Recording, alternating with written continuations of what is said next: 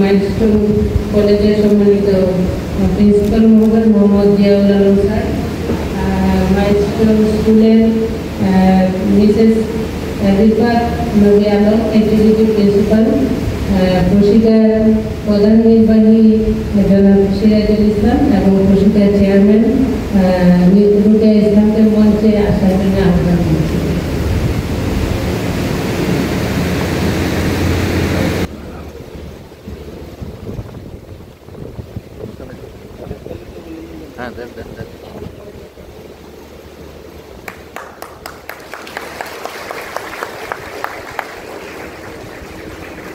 সবাইকে স্বাগত জানাচ্ছি আবারও। অনুষ্ঠানটি খুবই সংক্ষিপ্তভাবে আমরা করব।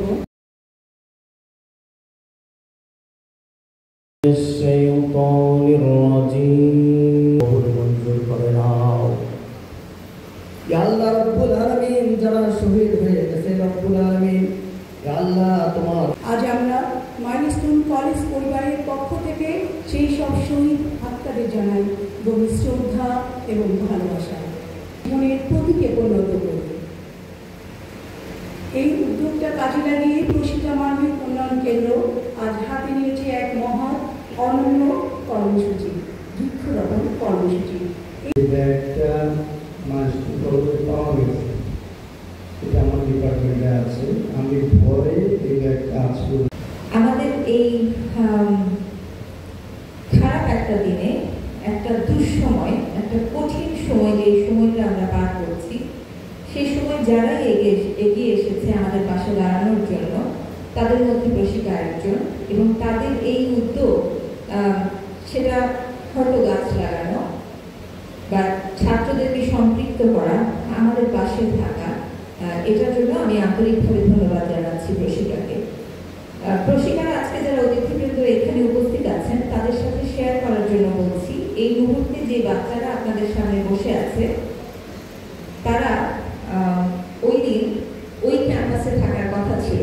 ঘটনাটা যদি আরো 15 মিনিট আগে ঘটতো, তাহলে হয়তো আমার এই সব বাচ্চাগুলি ওই মুহূর্তে ওই বিল্ডিংয়ে থাকতো। আল্লাহর অশেষ রহমত, অনেকেই ছিল না, বাট অনেকেই ছিল। তো আমি এবারে আমন্ত্রণ জানাচ্ছি প্রশিকার চেয়ারম্যান রুকিয়া ইসলাম।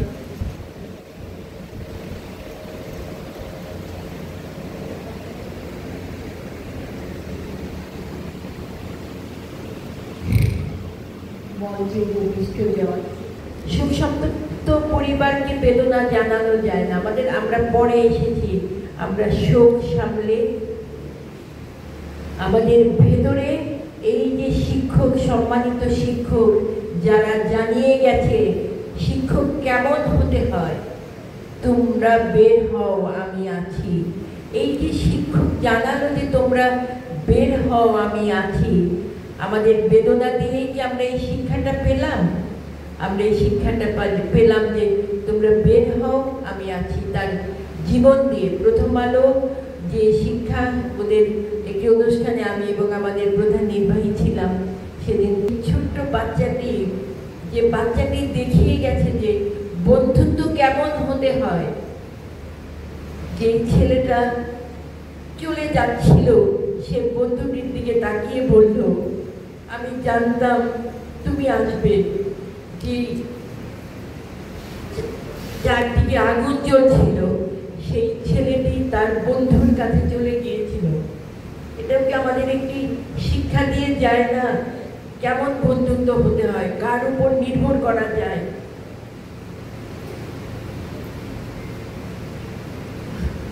আমি মা এবং খুবই আবেগপ্রবণ মানুষ বলে হয়তো অনেক কথা বলার ছিল, বলতে পারছি না। তা আমি এবার অনুরোধ করছি প্রশিকার প্রধান নির্বাহী সিরাজ ভাইকে ওনার বক্তব্য রাখেন। বিসমিল্লাহির রহমানির রহিম। আজকের এই অনুষ্ঠানে উপস্থিত এই স্কুলের প্রিন্সিপাল স্যার, অন্যান্য শিক্ষক, শিক্ষয়িত্রীবৃন্দ এবং প্রশিকার কিছু সহকর্মী উপস্থিত আছে। সবচেয়ে বড় হলো যাদের জন্য অনুষ্ঠান, এই এখানে যে ছাত্রছাত্রীরা উপস্থিত আছে সকলকে আন্তরিক শুভেচ্ছা এবং মোবারক হয়েছে। তাদের এই গাছগুলি দেখবে, যদি এগুলো সুন্দর হয়, বড় হয়, দেখবে যে এগুলো আমাদের ওই বন্ধুদের স্মৃতির উদ্দেশ্যে, আমাদের শিক্ষকদের স্মৃতির উদ্দেশ্যে গাছগুলি লাগানো হয়েছে। এটা আমাদেরকে মনে করি, সেই উদ্দেশ্যে আমাদের এই মাইলস্টোনের এই আজকের যে কর্মসূচি সেটা। আর এমনিতেই প্রশিক্ষণ সারা দেশে বৃক্ষরোপণ করে, আমরা জলবায়ু নিয়ে কাজ করি, আমরা সারা দেশে আমরা গাছ লাগাই, শিক্ষা প্রতিষ্ঠানে গাছ লাগাই, রোড সাইড যেটা বলে, রাস্তা আছে রাস্তার পাশে আমরা গাছ লাগাই। তারপর আমরা এই ছাদ বাগান, যেটা এখানেও আছে, ছাদ বাগান বলে, এখন এটাকে আগে ছাদ কৃষি বলে, বাগান আর বলে না। ঢাকা শহর, নারায়ণগঞ্জ, তারপর উত্তরা, সব জায়গাতে আমাদের এবং রংপুরে আমাদের এই ছাদ কৃষি কর্মসূচি রয়েছে, আমরা এগুলো করি, তারই অংশ এইটা। তবে আমি এই লাইন এটা আমরা করতেছি, করব, এবং মাইলস্টোনের সাথে একত্রিত করতে পেরে আমরা গর্ববোধ করছি যে দুইটা প্রতিষ্ঠান, এটা একটা বিশাল বড় প্রতিষ্ঠান। আর স্যার বলতেছিল যে অনেক ছাত্রছাত্রী এখানে, আমরা অত বড় নই, কিন্তু তারপরেও আমরা এই মাইলস্টোনের সাথে কোনো ভালো কাজে সম্পৃক্ত হতে পারলে আমরা আমাদেরকে ধন্য মনে করি এবং মানুষের জন্য কিছু করতে পারতেছি সেইটা মনে করি। আমি ছাত্রছাত্রীদের উদ্দেশ্যে দুটো কথা বলি। আমাদের প্রত্যেকের আঙিনায় জায়গা আছে, ছাদের জায়গা আছে, আমি দুইটা গাছ লাগাবো, তার যত্ন করবো, এটা ভীষণ একটা তৃপ্তি আছে। এই গাছের থেকে ফুল ধরে, ফল ধরে, সবজি ধরে, এবং এইটা বাজার থেকে কিনে আনলে যে শাক পাওয়া যায় তার চেয়ে 1000 গুণ বেশি। যে আমি নিজে চর্চা করছি, নিজে লাগাইছি, এবং এটা খুব আমি সৌন্দর্য উপভোগ করছি ফুলের ক্ষেত্রে। তোমাদের যে বন্ধু বান্ধব যারা হারিয়ে গেছে তাদের তো ফিরে পাওয়া যাবে না, আমরা তাদের জন্য দোয়া করি অন্তর থেকে, পরপরে আমরা তাদেরকে তাদের আত্মার জন্য সুখে থাকে, শান্তিতে থাকে।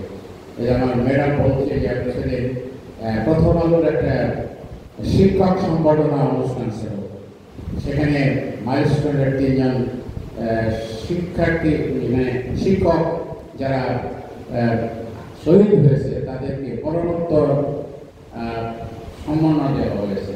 সেখানে আমরা ছিলাম, ওনাদের জীবনী ওখানে পড়ে শোনানো হয়েছে। তো ভালো কাজের জন্য তারা, তোমাদের জন্য, ছাত্রদের জন্য, মানে ছাত্র তো হতে পারতো যে আমার ছাত্র কি হলো না হলো আর দেখলাম না, কিন্তু তারা তো সেটা মনে করে নাই, ছাত্রকে নিজের সন্তানের মতো দেখেছে। সেই কারণেই তারা নিজের জীবনের ঝুঁকি নিয়ে তোমাদেরকে বাঁচানোর চেষ্টা করছে, হয়তো কাউকে বাঁচাইতে পারছে, কাউকে পারে না। তো আমরা এরকম মানুষ, ওই রকম যে শিক্ষকরা আত্মহত্যা দিয়েছে, সেই রকম মানুষ বড় হয়ে হতে চাই, এই প্রতিজ্ঞা করব, এই বাসনা কামনা করব। তোমরা খুব সুন্দর থাকবা, ভালো থাকবা, মানুষের উপকারের জন্য কিছু করবা, পরিবেশের উন্নয়নের জন্য কিছু করবা। সবাইকে অসংখ্য অসংখ্য ধন্যবাদ।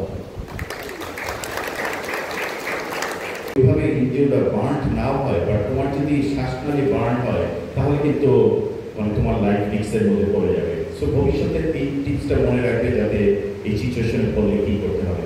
দেখো, সে বলছে না ম্যাডাম, আমরা যদি এই রুমের মধ্যে থাকি তাহলে হয়তো বা আমরা মানে এইভাবে শ্বাস নিতে পারবো না।